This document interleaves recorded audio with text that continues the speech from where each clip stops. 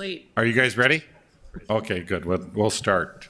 Glad everybody made it, and everybody made it back from the conference. All three commissioners. Dave didn't go, I guess. And be careful because they're all full of new ideas. So, Get the checkbook out.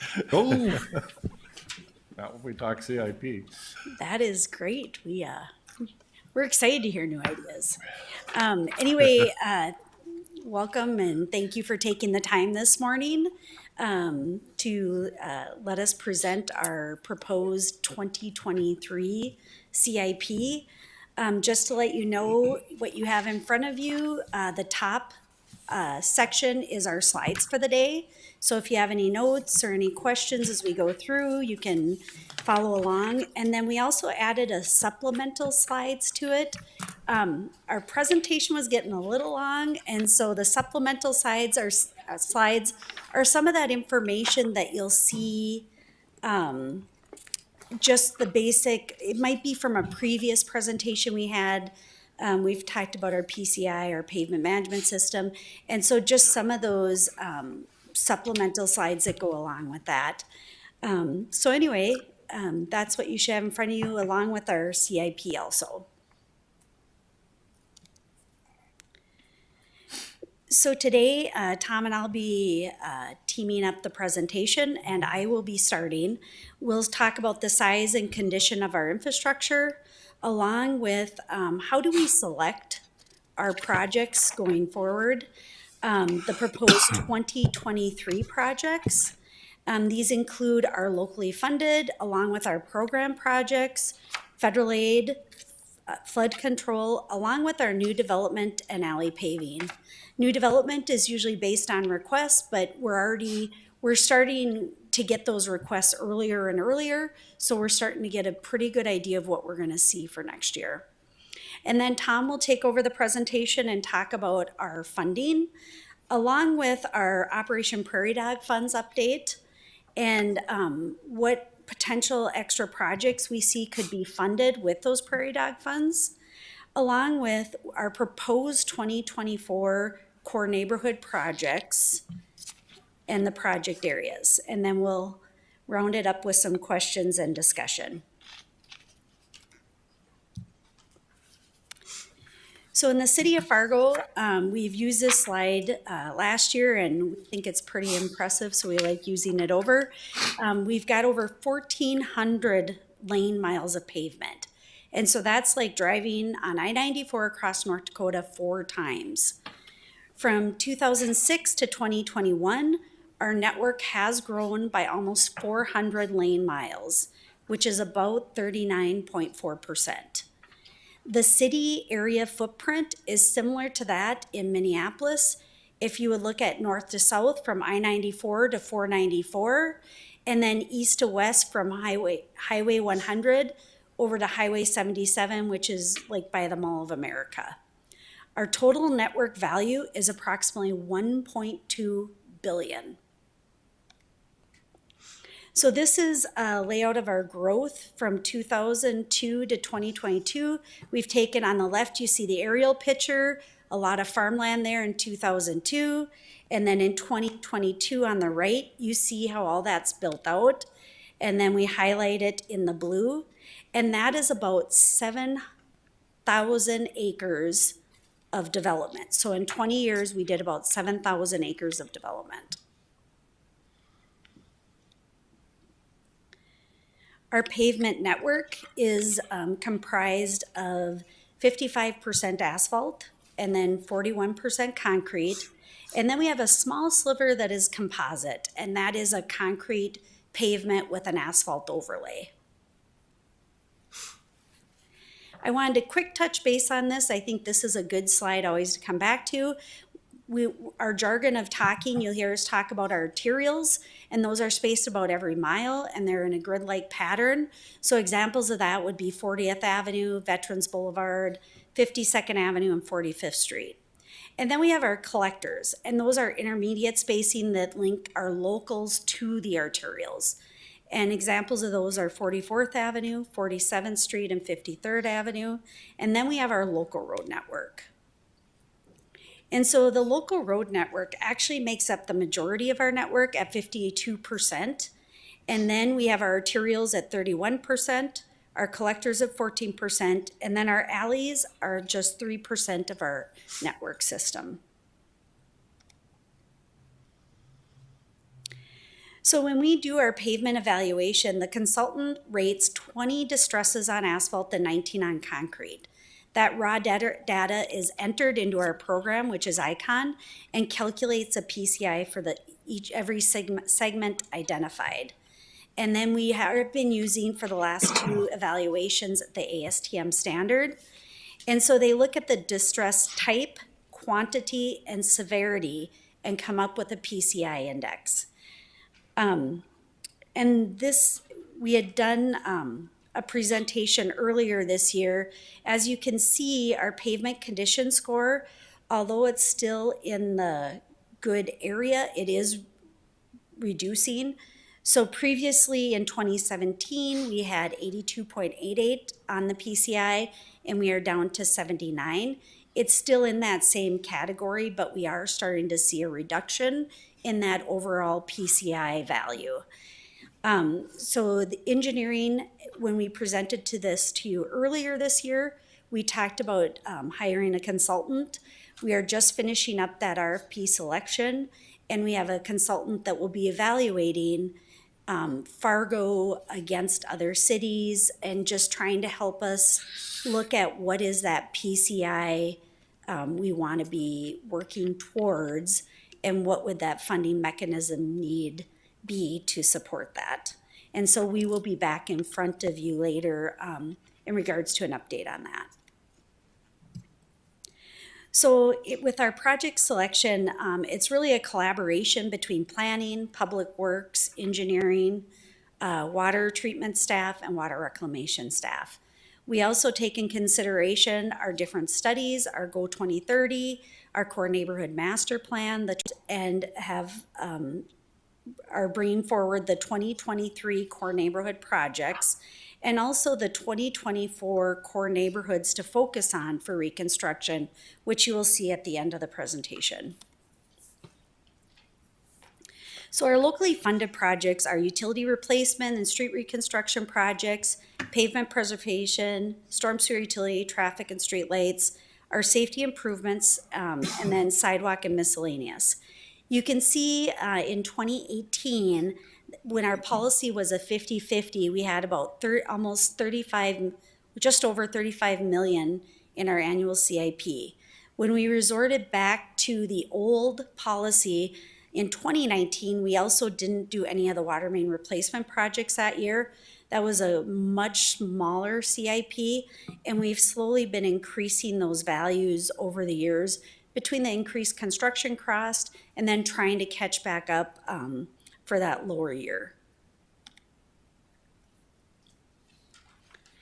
So we also have our federal aid projects, our flood control, new development, and alley paving projects.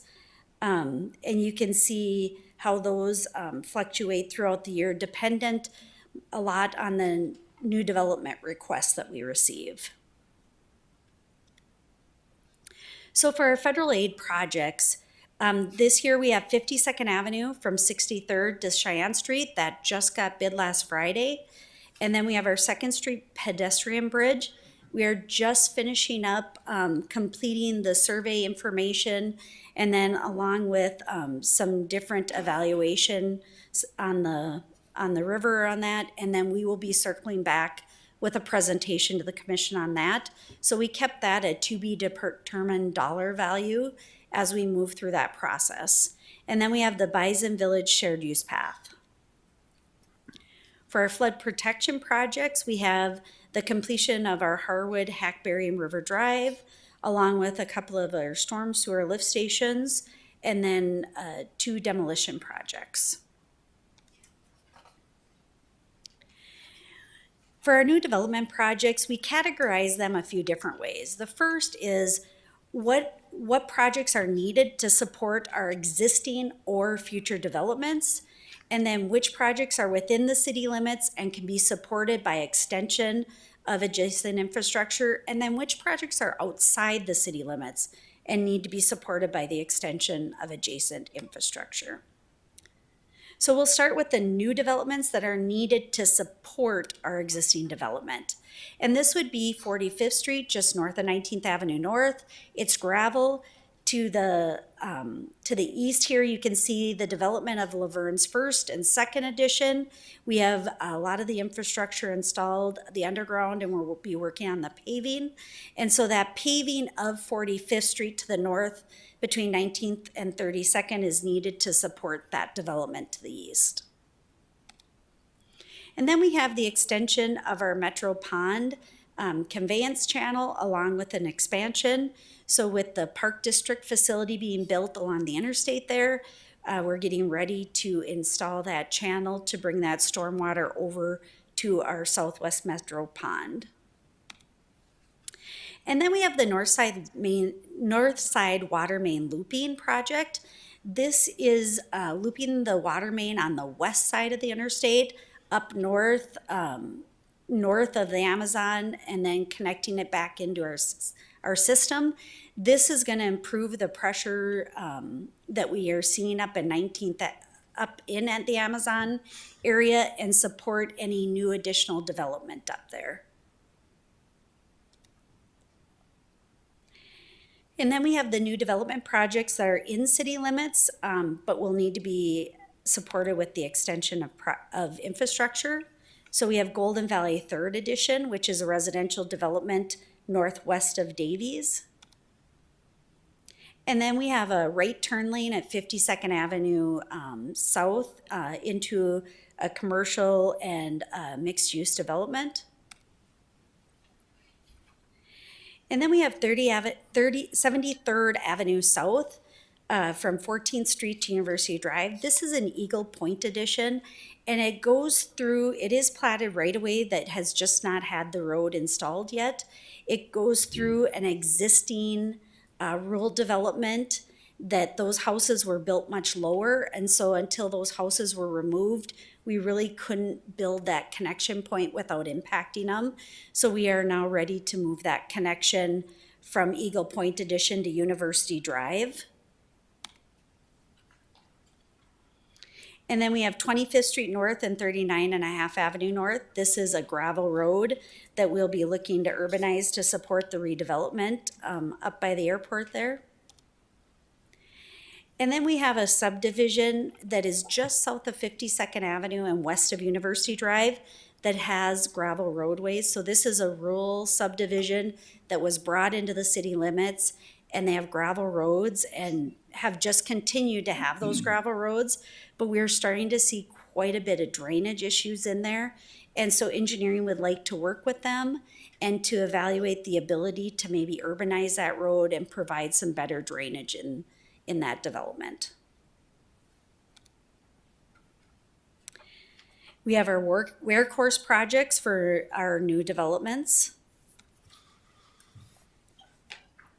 And then we have the new development projects that are outside our city limits and that would be supported with the extension of our adjacent utilities. The first one is the Limited Industrial Edition, Dakota Commerce, just north of Amazon. And then the second one is proposed industrial development by Eagle Ridge, which is just west of Mid-America Steel and north of 19th Avenue North. And then we have a proposed residential development by Eagle Ridge just south of the Selkirk Edition, which is just south of 64th Avenue.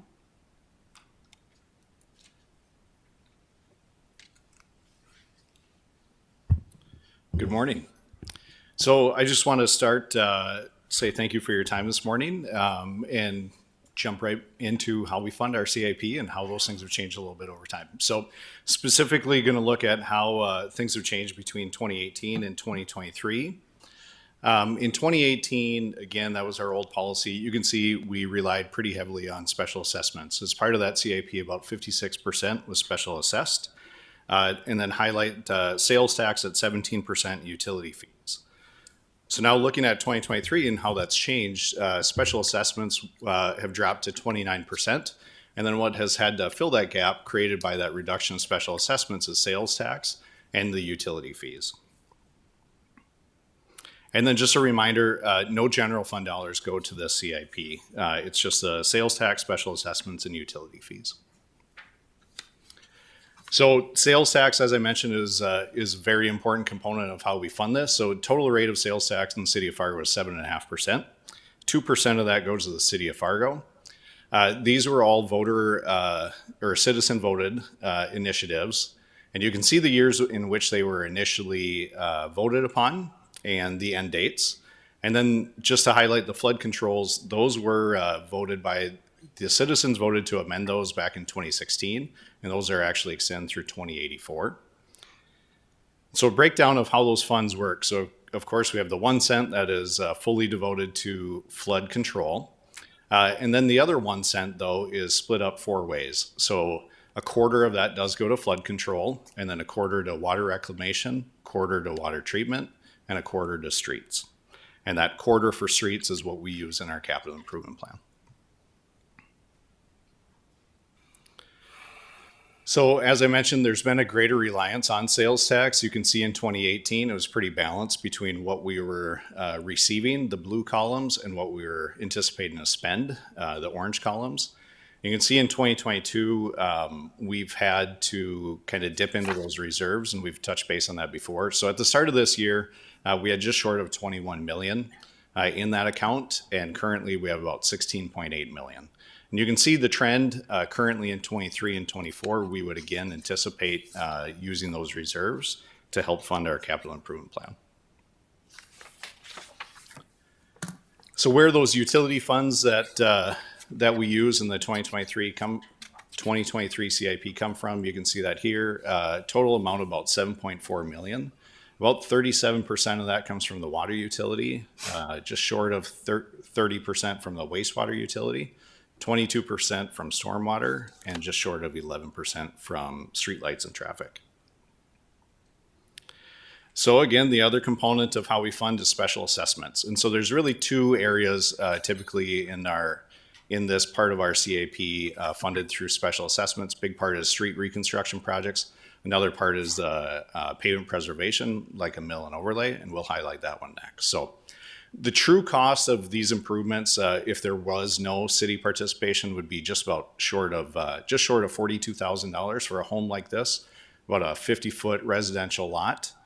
The previous policy, being 50-50, would have special assessed nearly $21,000 for a home like this. Our current policy, it's about $10,600.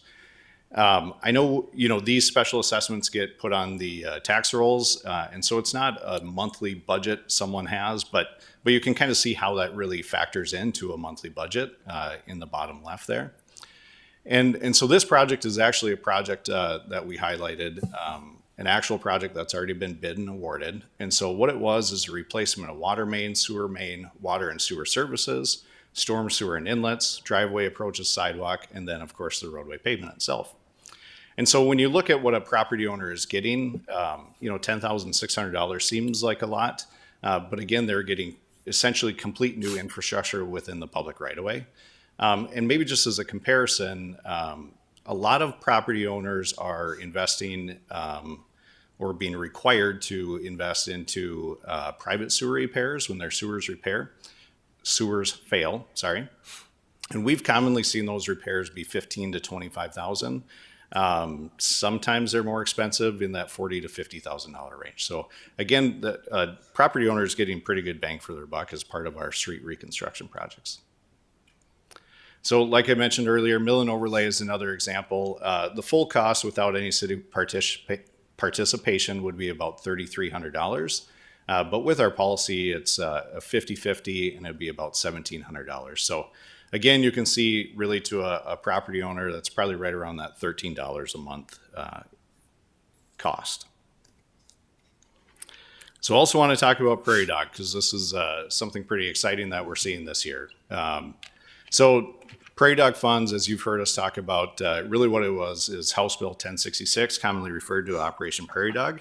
It did pass in the 2019 legislative session, and what it did is made changes to the oil and gas gross production tax distribution formula and created a new source of funding for cities and counties and townships in non-oil producing counties.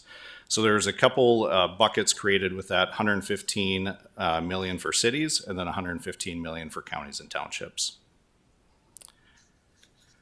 So the bill did call out specifically what the funds are to be used for, and it was essential infrastructure projects, and it did list out the types of things it could be used for, and then it also mentioned the things that it could not be used for. So it could not be used for debt repayment and could not be used for routine maintenance or repair projects.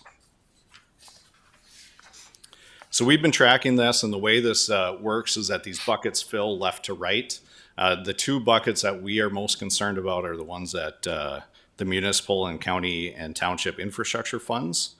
And as you can see in these next couple slides, the first bucket has actually already filled. That filled in October of 22. And those funds will be distributed within 40 days. The distribution amounts are pretty simple, completely based on population, and Fargo will receive $2.5 million from that. The next bucket, quite a bit bigger. We are projecting that one is likely to fill in late 22 or early 23. And then the state will distribute those funds within 60 days. That formula is quite a bit more complicated, and it's detailed here. But really the bottom line of the slide is really the takeaway. The city of Fargo would anticipate receiving about $22.5 million from that second bucket. So I just want to mention this and be sure that and make you aware of, as through the next few slides, we are going to talk about some proposed policy revisions of our infrastructure and funding policy, and hopefully explain fully why we are doing that. So, like I said, we're proposing some revisions, and when we went through and created our 2023 CAP, it was based on these proposed policy revisions being approved. And likewise, when we recommended selection of how to use our funds, the Prairie Dog funds for 23 and 24, again, it was based on the assumption that this proposed policy revision would be approved. So again, a little background. In 2018, 2019, there was a special assessment task force, and they reviewed the use of special assessments in Fargo. They also made recommendations for the modification to our infrastructure funding policy. 22 of the 26 recommendations were incorporated into that. And the policy was really created with the expectation that Prairie Dog funds were a certainty and they could be relied upon. And so there was a provision in there to reduce or buy down special assessments using those Prairie Dog funds. Another thing I want to highlight is that automatically what was included in there was a provision that caps automatically increase by 2% annually. And that policy was approved in November of 2019. So since that policy was approved, unfortunately, Operation Prairie Dog funds have not really met what we expected them to do. So we were anticipating about $12.5 million a year. You can see that we received one distribution in 2021 of $2.5 million. Again, we're anticipating that full distribution coming up, but we worry about future years and the certainty there as well. So this is kind of a busy slide, and so I'm going to walk through it, and hopefully it'll make sense. So like I said, we automatically increase caps by 2% annually. And so you can see what those caps have been for paving, and these are for a single-family residential property. But in that same time, you can see what our costs have increased. So they've increased about 12% annually over that same amount of time. So if we project this out, caps continue at 2%, but our costs continue at 12%, you can see that widening gap there. And so here's what it really means. In 2020, about 68% of a project cost was city funded and 32% special assessed. You can see that share continued to widen, about 72% city funded. In 22, about 74.5%. In 23, about 75%. And then as we project that out, you can just see how that distribution of how projects are paid continues to widen. So again, 20, 21, 22, these are the actual percentages special assessed. There is currently a provision to buy down special assessments. The rates we're highlighting here are without a buy down. If the city chose to buy down those, the amount of special assessments, those rates would be cut in half. And again, as we look forward, these are the rates that would be special assessed with no buy down. And again, our ability to be able to buy down those are unknown, being that we don't know for sure if Prairie Dog funds will be here in the future.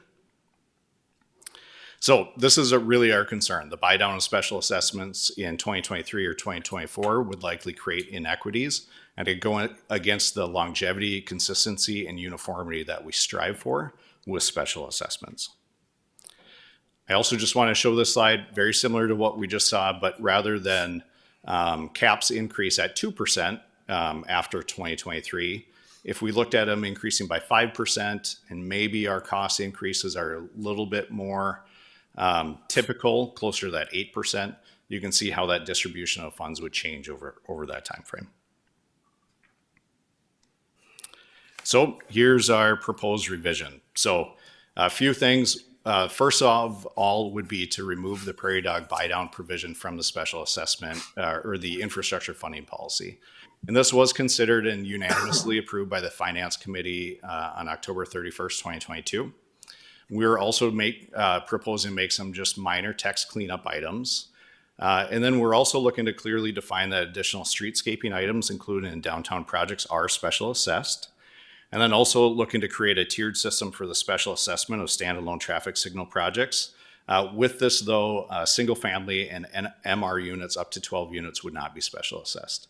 And again, these assumptions were made when we created the 2023 CIP and when prioritizing how we would recommend using prairie dog funds. So again, why are we making this recommendation?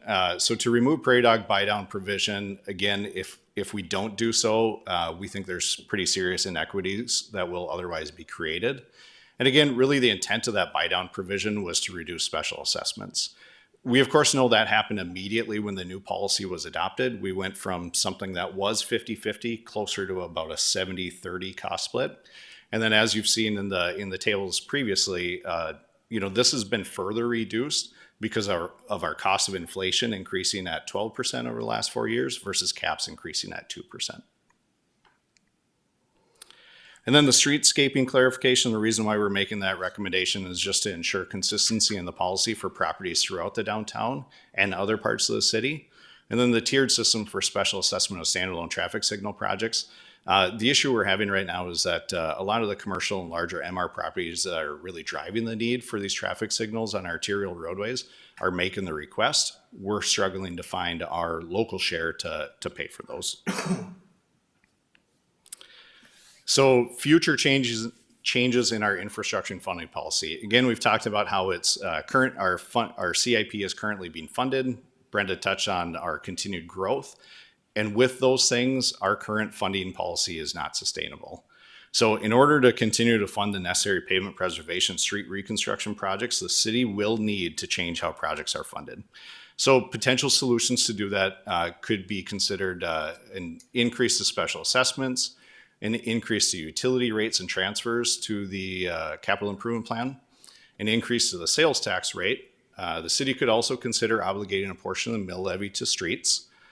Could also create a new utility fee for streets or a combination of all those items above. One thing I do want to say though is that the full distribution of the prairie dog funds and how we're proposing to use it in 23 and 24 certainly does provide us additional time to evaluate the needs and solutions as we move forward and make future changes to the infrastructure funding policy. So with that, how are we proposing to use prairie dog funds?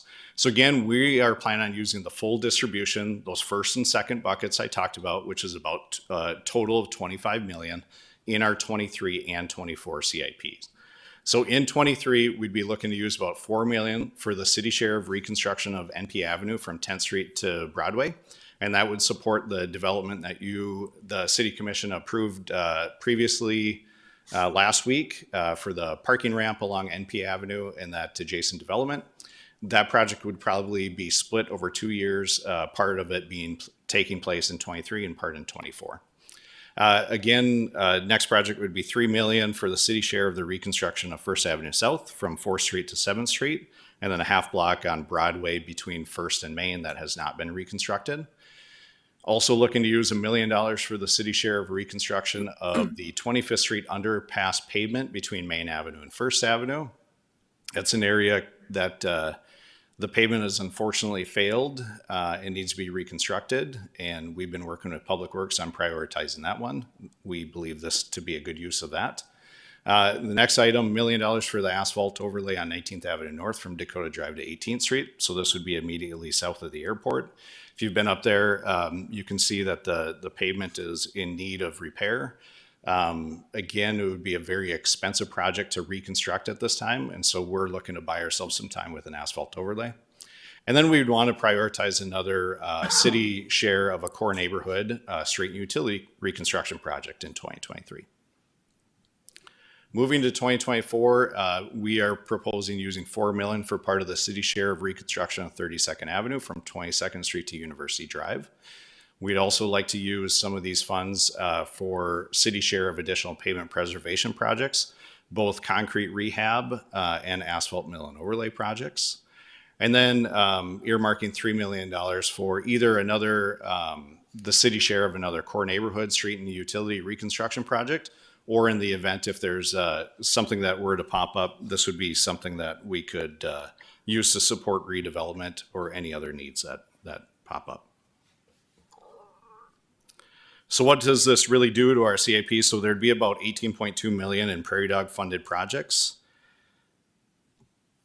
In our for our core neighborhood recon projects, it would bring us from about $10.9 million to a total of about $26.3 million in investment.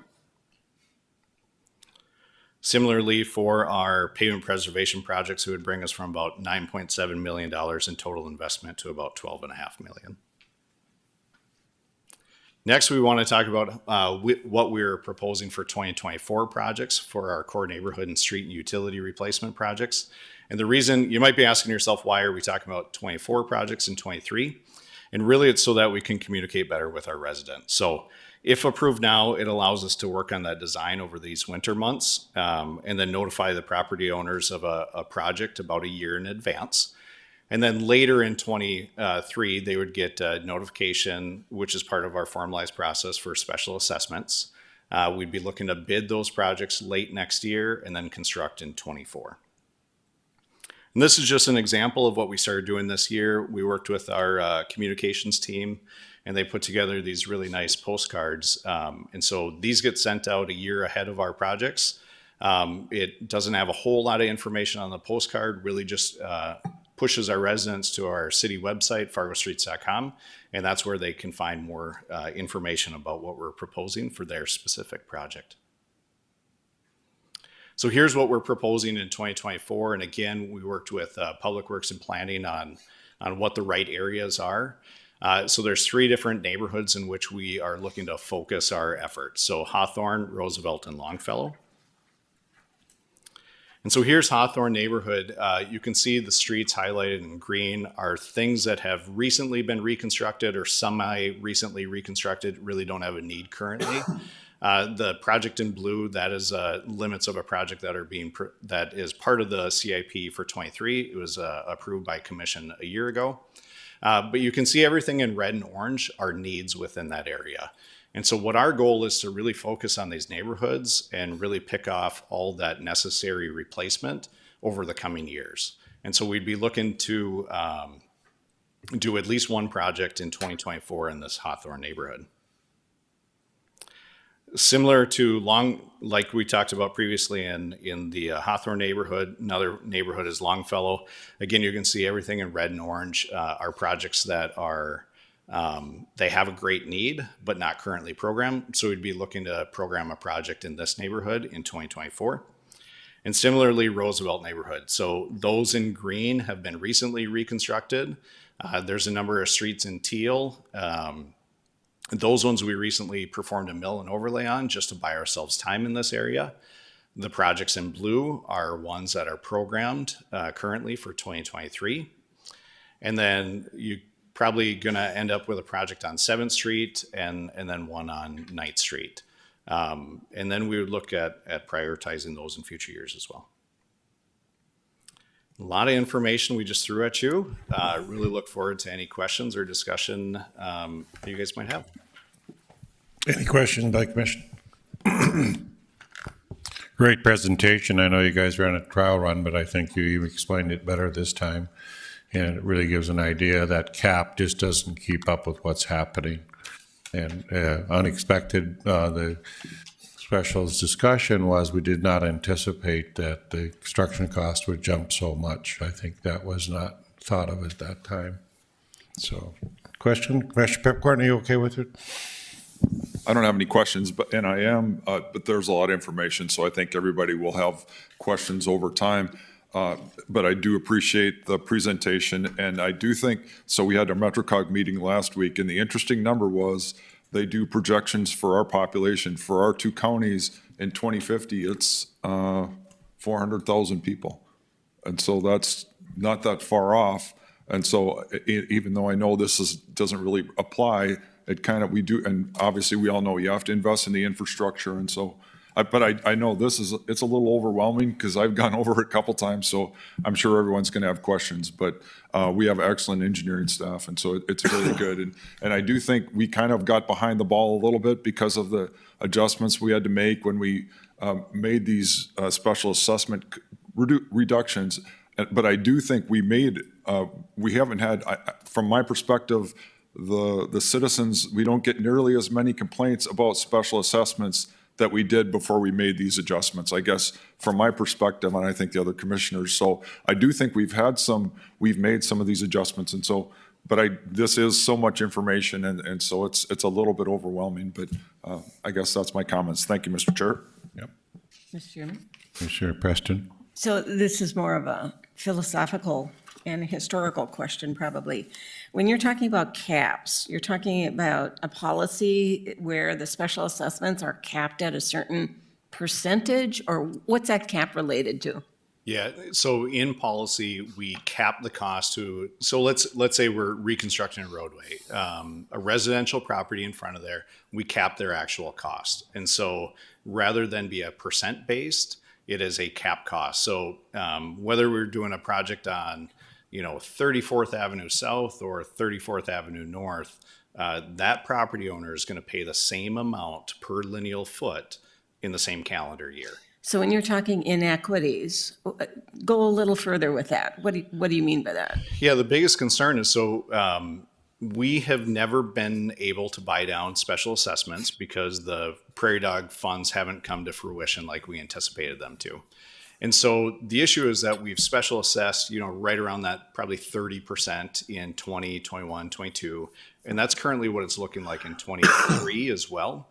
And so the concern is that currently in the policy, the way it's written is that we would reduce those special assessments associated to paving. We'd cut them in half.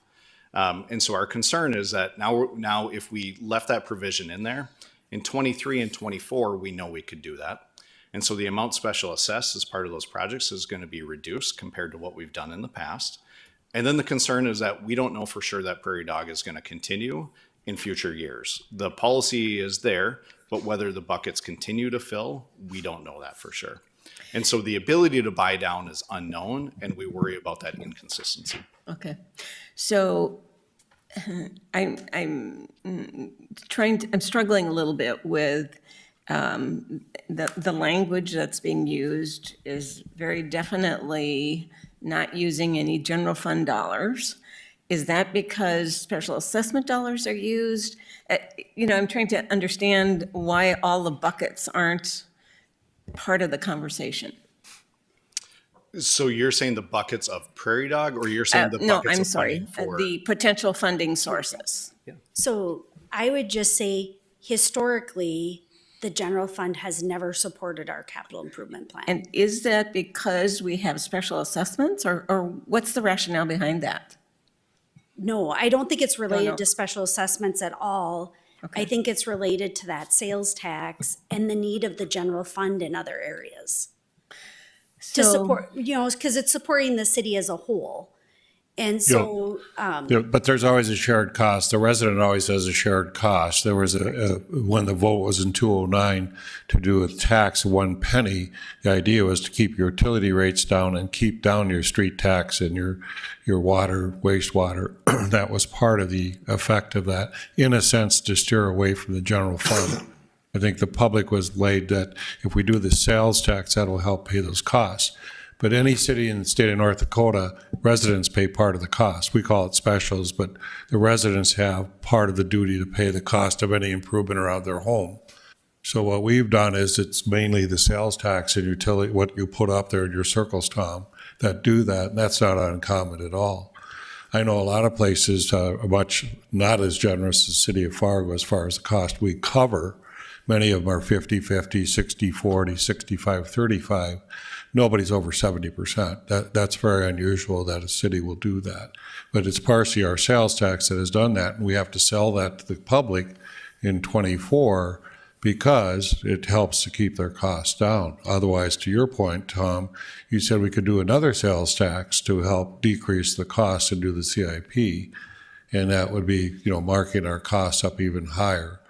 The Prairie Dog funds does help us. I think initially the Prairie Dog funds, we thought we had a lot of cash available, and Commissioner Pipcorn's statement, population is growing faster and we have more infrastructure needs than maybe we anticipated 10 years ago. But Can I, Commissioner Mr. Chair, just Pipcorn. can I talk a little bit about the Prairie Dog funds? And so we anticipated that this was going to be coming in consistently, and what's happened is it hasn't been nearly as much and as consistent. And so when you talk about the inequity, one of the reasons that I support this is, so if we didn't make these changes, then only certain years the Prairie Dog funds would come in and reimburse only on those years.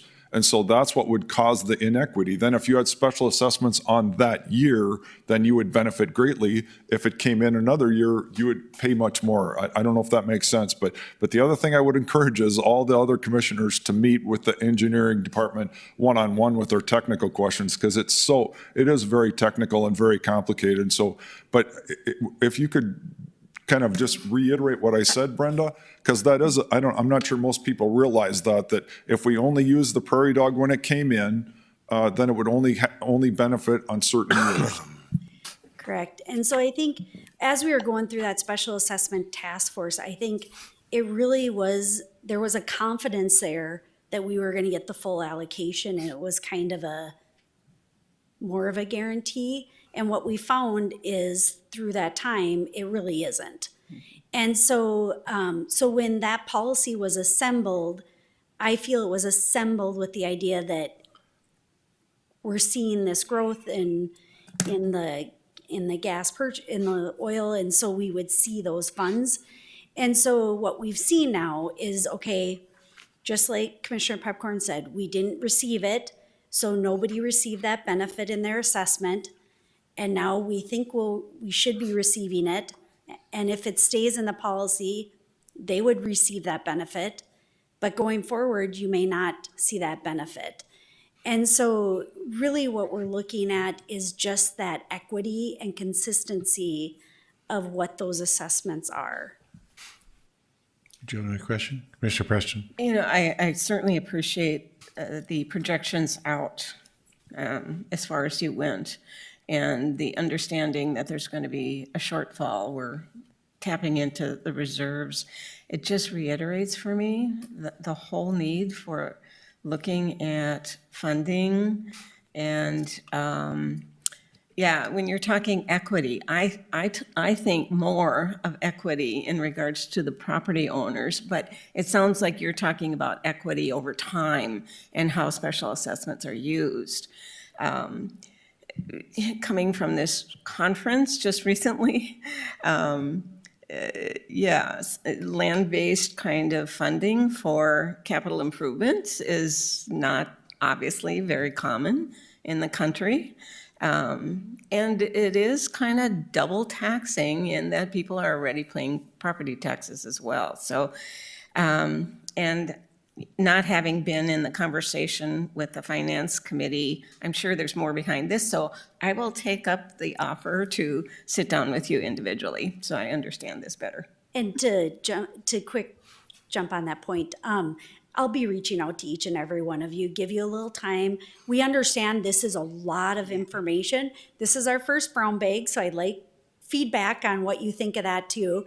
I just felt to give us more time. It seems like sometimes at the commission meetings, we're trying to rush through. And so I'd love feedback on what you think about the brown bag also. And then anything else you think we can do to help educate. This is a big deal, and we want to take time, and we want to have those conversations with you. and to walk through those questions. So I will be reaching out to each and every one of you so we can talk about some of those questions you have and may bring it back. I mean, maybe it's even bring it back in a public process that we can answer some of those questions before we come back for final approval. So just the commissioners know, during the time of the 50-50 split, we had people with pitchforks coming in. I mean, it was really palpable that the people were bothered by it. Particularly note when I had $28,000 worth of specials, and I think when you guys redid the process and everything, it was $8,000 to $9,000. So truly a much different cost than initially started. I think you had a commissioner that's very confident the prairie dog funds would come in, and was just very much that, oh yeah, well that'll be excess funding. But at the time, we didn't clearly look at where we were headed as far as needs of the community. And so it was thought as a perk, if it comes in every time, we'll just keep knocking those specials down as much as we can. I don't think we had anticipated inflation. And when we looked through that, it was more that we were very worried about that 50-50. When we went to 70-30, everything became quiet because it was much more reasonable. And as you see in Tom's presentation, that household went down to $10,000, and it was a more comfortable cost over 25 years. So I think we learned a lot from it, but I also think what the engineering department has to is give us the facts as they see them and recommend policies that would make more sense to everybody. And concur the equity issue is a big deal, because you'd feel fantastic. Oh, great, prairie dogs bought me down another 10%, and my neighbor next year goes back up, and that just isn't fair to the neighborhoods. Any other comments, Commissioner Strand?